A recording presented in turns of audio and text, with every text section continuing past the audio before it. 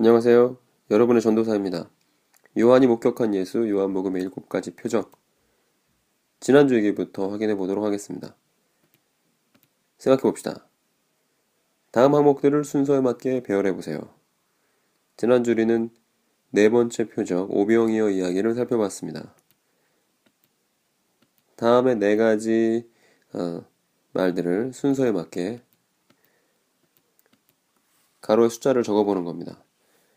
가장 먼저 예수께서 하셨던 말씀은 하나님의 일과 사람의 일, 오는 시대의 먹거리를 위해서 일하라고 말씀하셨습니다. 그러니까 세 번째 있는 가로에 1번이 들어가야죠. 두 번째로는 예수님께서 오는 시대의 먹거리를 위해 일해야 한다라고 말씀하시니까 이스라엘 사람들이 표적을 요구했습니다. 그래서 두 번째, 예수님이 일하기 위해선 신실함이 필요하다라고 말씀하셨을 때 신실하기 위해서는 빵 표적을 보여준, 만나 표적을 보여준 모세처럼 표적을 보여달라고 요구했던 두 번째 내용이 2번이 되겠습니다. 그랬더니 예수님이 그 오는 시대의 먹거리의 정체를 말씀하시는데 바로 자기 자신이라고 말씀하십니다. 내가 바로 그 삶의 빵이다. 세 번째는 맨 마지막 말이 되고요. 나머지 이 얘기를 들었더니 이스라엘 사람들이 아니 빵을 먹는 듯이 사람을 먹는다고? 라고 놀라는 장면이 마지막 숫자가 들어갈 자리가 되겠습니다. 그리고 많은 친구들이 이 오병이어 이야기를 그림으로 잘 표현해서 저에게 가져다 줬습니다. 그것은 다른 영상을 통해서 여러분들이 즐겁게 보실 수 있도록 제가 여러 가지 한번 만들어 보도록 하겠습니다.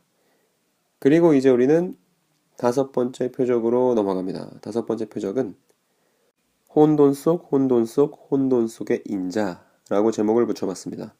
요한복음 9장 1절에서 10장 21절까지 내용을 다루도록 하겠습니다. 지난 표적들과 마찬가지로 이 다섯 번째 표적도 두 개의 영상에 나누어서 올라가도록 하겠습니다. 오늘의 주인공부터 만나보도록 하겠습니다. 오늘의 주인공은 선글라스를 꼈고요. 삶이 그렇게 유쾌하지 않은 사람입니다. 이 사람은 시각장애인이기 때문입니다. 그것도 태어날 때부터 시각장애인이었습니다. 예수님과 제자들이 지나가시다가 이 사람을 보고서 제자들의 질문이 터져 나옵니다. 바로 이런 질문입니다. 랍비요, 그가 비뚤어져서 저렇게 된 것인가요? 아니면 그의 부모들이 그래서인가요? 저 사람이 시각장애인 된 것 말입니다. 라고 물어봤습니다.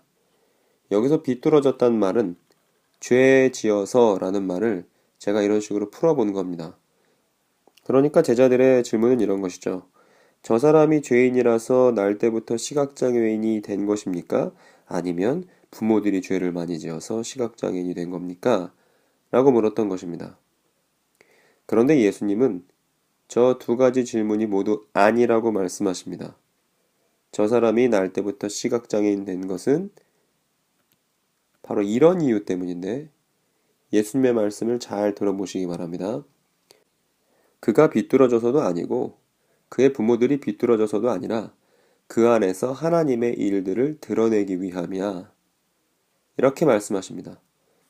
즉 예수님은 그 사람이 죄를 많이 지어서 시각장애인이 된 것도 아니고 그 사람의 부모들이 죄를 많이 지어서 이 사람이 낳을 때부터 시각장애인 된 게 아니라고 말씀하십니다.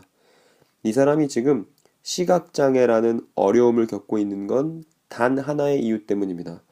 바로 그 안에서 하나님의 일들이 드러나기 위함입니다. 즉 하나님께서 이 사람을 고쳐주시고 회복시켜 주셔서 하나님을 이 땅에 뚜렷이 드러내기 위해서 지금 이 사람이 이러한 장애와 어려움을 겪고 있다라고 말씀하십니다. 즉 제자들은 온통 과거만 생각합니다. 부모가 죄를 지었든지 그 사람이 죄를 지었든지. 그러나 예수님의 생각은 미래에 가 있습니다. 하나님이 이 사람을 온전케 해주시고 고쳐주실 바로 그 미래 말입니다. 이어지는 말도 읽어보겠습니다. 너희들은 너희들을 보낸 분의 일들을 해야 해. 낮일 때까지 말이야. 지금 밤이 오고 있는데 그때는 아무도 일할 수 없어. 내가 코스모스에 있을 때는 내가 코스모스의 빛이야 라고 말씀하십니다. 낮일 땐 태양이 떠 있죠? 밤일 땐 태양이 안 떠 있죠. 예수님은 자기가 빛이라고 말씀하십니다. 즉, 빛이신 예수님과 함께 있는 동안엔 낮이고요. 이 낮에는 일을 해야 합니다. 어떤 일이냐 하면 오늘 날 때부터 시각장애인이었던 이 사람처럼 장애와 어려움을 갖고 있는 사람 안에서 하나님의 일들을 뚜렷이 드러내는 바로 그것을 해야 합니다. 예수님과 함께 있는 사람은 그런 일을 할 겁니다. 그리고 이렇게 말씀하신 예수님은 땅 틈에 침 뱉고 그 침으로부터 진흙을 만드셨습니다. 그리고 그의 두 눈에 진흙을 바르셨습니다. 이 말을 들으면 우리는 흙에다가 침 뱉어서 섞어가지고 눈에 바르다니 너무 더러워 라고 생각하겠지만 사실 예수님은 성경에 나오는 어떤 이야기를 우리에게 보여주고 싶으신 것 같습니다. 흙으로 새롭게 무언가를 만드셨던 일, 말 안 해도 여러분 무슨 사건인지 알겠죠? 그렇게 예수님이 침과 흙을 섞어서 만든 진흙을 그 사람의 두 눈에, 날 때부터 시각장애인이었던 사람의 두 눈에 바르시고선 이렇게 말씀하셨습니다. 물러가서 씻어라. 실로암에 있는 그 못으로 가서. 그런데 실로암이라는 뜻은 보냄받은 이라는 뜻이거든요. 즉 보냄받은 이라는 이름을 갖고 있는 곳에 가서 거기 연못에서 씻어 이렇게 말씀하셨습니다. 그 다음 구절이 아주 간단합니다. 그래서 그가 떠났고 씻었다. 그리고 난생 처음 보면서 왔습니다. 길거리는 어떻게 생겼고 사람들의 얼굴은 어떠하고 동네에서 무슨 일이 벌어지고 있고 이런 것들을 난생 처음으로 보면서 왔습니다. 정말 정말 신기했을 거예요. 그런데 그 사람을 보고 있던 이웃 사람들이 이렇게 말했습니다. 눈 떴죠? 저 사람 이전에 구걸하던 사람이었는데 앉아서 구걸하던 사람 아니었어? 아니야. 그래도 뭐 닮긴 했네. 이런 식으로 말하고 있었습니다. 그랬더니 이 눈뜬 시각장애인이었던 사람이 이렇게 말합니다. 바로 나예요. 그러더니 사람들이 갑자기 관심이 폭발하기 시작합니다. 어떻게 당신의 두 눈이 떠진 거요? 라고 묻기 시작했습니다. 그런데 그 다음 장면이 중요합니다. 이웃 사람들은 이 시각장애인이었던 사람을 바리새인들에게 끌고 갔습니다. 왜 끌고 갔을까요? 성경은 이렇게 기록하고 있습니다. 예수께서 진흙을 만들어 그의 두 눈을 열었던 날은 안식일이었다. 즉, 두 번째 표적 봤을 때 기억났죠? 안식일은 쉬는 날이라서 38년 된 지체장애인이 몸이 나았음에도 불구하고 그 자리에서 일어나서 뭔가를 들고 자기 침상을 들고 갈 수 없었죠. 마찬가지로 안식일날 눈을 뜨게 했던 예수나 안식일날 눈이 떠졌던 이 사람이나 뭔가 잘못한 게 있다고 생각해서 바리새인들에게 끌고 왔던 것입니다. 그래서 이 바리새인들이 신문합니다. 시각장애인에게 어떻게 눈 떴는지를 물었습니다. 그런데 이 시각장애인은 이렇게 대답했습니다. 아주 간단한 답변이죠. 그이가 진흙을 내 두 눈에 갖다 놓고 제가 씻었고 봤습니다. 더 할 말이 없어요. 아주 간단하게 대답했습니다. 그랬더니 바리새인들이 되묻기 시작합니다. 그 사람, 즉 예수는 하나님 곁에 있는 사람이 아니요. 왜냐하면 안식일을 지키지 않았기 때문입니다. 이렇게 말하는 바리새인도 있었고요. 그런데 어떻게 죄인인 사람이 이러한 눈이 떠지는 표적들을 만들 수 있습니까? 라고 또 생각하는 바리새인이 있었습니다. 그리고 어떤 바리새인은 당신은 그 예수에 관해서 뭐라 말하겠어? 당신의 두 눈을 그가 열어준 것에 대해 말이요. 라고 오히려 시각장애인에게 따져 물었습니다. 그 시각장애인이었던 사람은 이렇게 말했습니다. 저는 그 사람을 예언자라고 생각해요. 두 번째 표적과 되게 많이 닮아 있다는 걸 알 수 있습니다. 즉 예언자, 말이 중요한데 이 눈뜬 시각장애인은 예수님의 말이 대단히 중요하고 생각해 볼 수 있다고, 즉 예수님을 존경했던 것입니다. 그 가치를 알아주었던 것이죠.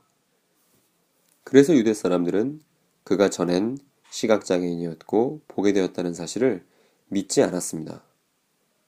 보게 된 그 사람의 부모들을 부르기 전까지는 말입니다. 그 부모들을 불러서 이렇게 물어봤습니다. 날 때부터 시각장애인이었다고 당신들이 말한 이 사람이 당신들 아들 맞습니까?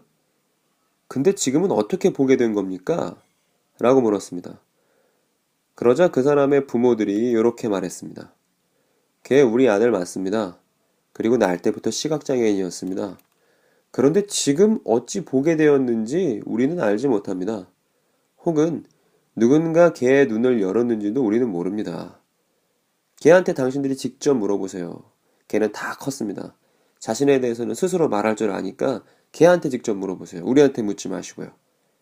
부모들은 이렇게 대답했습니다. 이유가 있습니다. 그 이유는 유대 사람들이 두려웠기 때문입니다.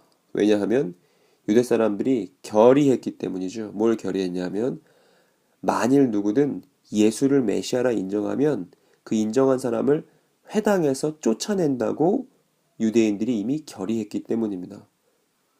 즉 시각장애인의 부모들은 회당에서 쫓겨나지 않기 위해서 우리한테 묻지 마시고 우리 아들한테 직접 물으시라고 그렇게 말했던 것입니다. 그래서 이웃 사람들은 시각장애인이었던 그 사람을 또다시 불렀습니다. 그리고 이렇게 말했습니다. 하나님께 영광을 드려라. 우리는 그 사람, 너 눈 떠주게 한 그 사람이 안식일 날 일을 한 죄인이라는 걸 알고 있어. 그랬더니 눈뜬 시각장애인이 대답합니다. 나는 그가 죄인인지 아닌지 몰라요. 그런데 하나는 압니다. 시각장애인이 이제는 본다는 사실 말입니다. 이게 중요한 거 아닙니까? 그가 너한테 뭘 했어? 어찌 너의 두 눈이 떠졌느냐? 라고 물었던 것을 또 물어봅니다. 그러자 지쳐버린 시각장애인이었던 사람이 대답하죠. 저는 이미 여러분들에게 말했지만 여러분들은 듣질 않습니다. 뭘 다시 듣길 바라십니까? 혹시 당신들도 그 예수라는 사람의 제자가 되길 바라는 거 아닙니까? 라고 되물었습니다. 그러자 화딱지가 난 이웃 사람들이 말합니다. 너야말로 그 사람의 제자로구나. 그런데 우리는 모세의 제자야. 우리는 하나님께서 모세에게 말씀하셨다는 거 알고 있어. 하지만 그 예수라는 사람에 관해선 어디서부터 왔는지 알지도 못해. 그런 사람의 제자한다고? 이렇게 말했습니다. 그런데 시각장애인이 했던 말을 잘 들어보세요. 이렇게 말합니다.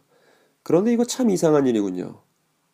당신들은 예수가 어디로부터 왔는지도 모르고 나의 두 눈을 그가 열어줬다는 사실도 모르니 말입니다. 저는 압니다. 죄인들을 하나님은 듣지 않으시지만 그가 경건하고 하나님의 뜻을 행한다면 그 사람을 하나님은 들으신다는 사실 말입니다. 즉, 이 사람은 예수께서 경건하고 하나님의 뜻을 행하는 사람인 걸 알고 있다는 거예요. 또 말하기를 현 시대로부터는 나는 들어본 적이 없습니다. 뭘 들어본 적 없냐면 날 때부터 시각장애인이었던 사람의 두 눈을 어떤 사람이 열어주었다고 이 현 시대로부터는 들은 적이 한 번도 없습니다.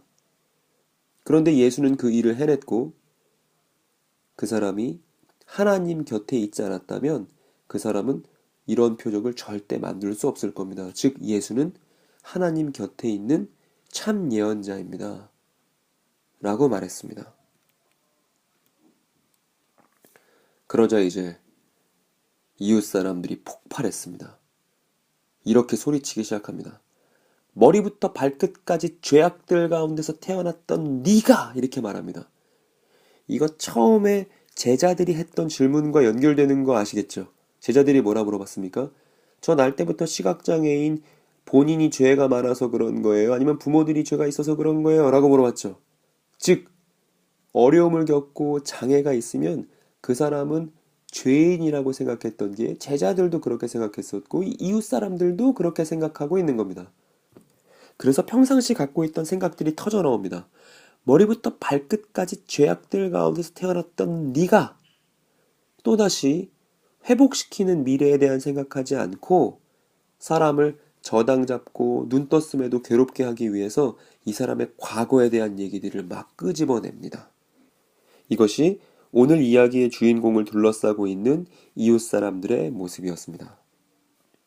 결국 이 사람은 마을 밖으로 내쫓깁니다. 그런데 예수님께서 그 소식을 들으시고 그를 만나러 가십니다. 그리고 눈뜬 시각장애인과, 이제 시각장애인이 아니죠. 그 사람과 긴 얘기를 또 나누십니다. 그 예수님과 시각장애인이었던 사람 사이에서 이루어지는 대화는 다음 주에 살펴보도록 하겠습니다. 일단 오늘 이야기를 정리하는 질문들 생각해 봅시다. 첫 번째, 오늘 주인공이 날 때부터 시각장애인이었던 이유는 무엇인가요? 여러분들은 절대 제자들의 생각이나 이웃 사람들의 생각을 적어서는 안 되겠습니다. 예수님의 생각을 말씀해 주시기 바랍니다. 두 번째, 실로암의 뜻은 무엇인가요?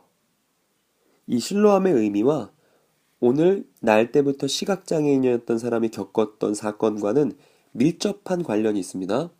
실로암의 의미가 무엇인가요? 그리고 세 번째 질문, 오늘 유대 사람들은 똑같은 거 몇 번 물어봤을까요? 한번 세보시기 바랍니다. 몇 번 물어봤는지.